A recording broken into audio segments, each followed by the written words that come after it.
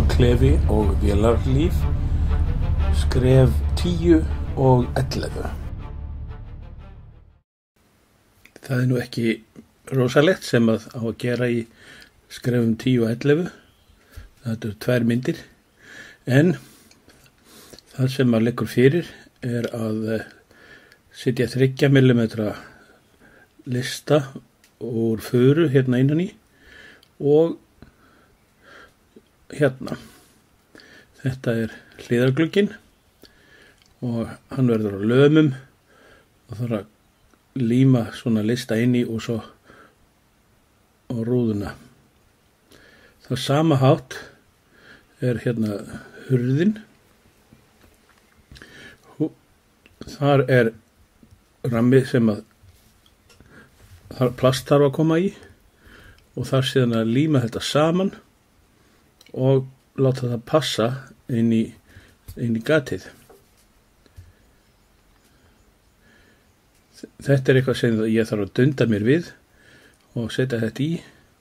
Ég búinn að gera þetta við þennan ramma hér og síðan setja ég svona plast inn í.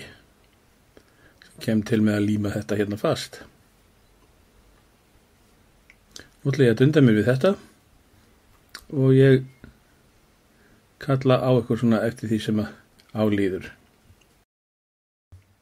Hérna ég búinn að setja lista innan í 3x3 mm furu og hér á að koma rúða. Ég set hana nú ekki alveg strax, ekki fyrir að ég búið að klæða mótilið, en hérna kemur gluggi sem hægt að opna.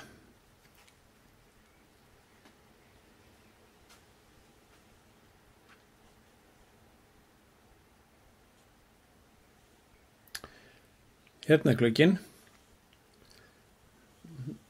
Plastið komið í.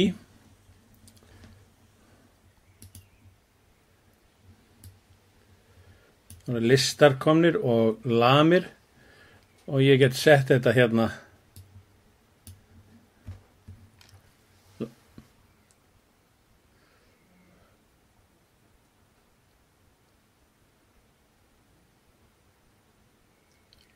svona. Þá hægt að opna gluggann. Ég set segulstál hérna inn í hornin svo að glugginn haldist lokaður og svo set ég einhvers konar hak eða handfang til þess að taka í þannig hægt sé að opna það. Ég bjó hérna til hurðina úr hlutum 38 og 39, límdi það sama og setti styrkingu hérna innan í og ég búinn að setja rúðuna í. Nú passar þetta mjög skemmtilega hér í og ég á síðan eftir að búa til 2 lamir sem koma hér. Ég á líka eftir að setja smá lista inn í karminn og það ætla að gera það núna.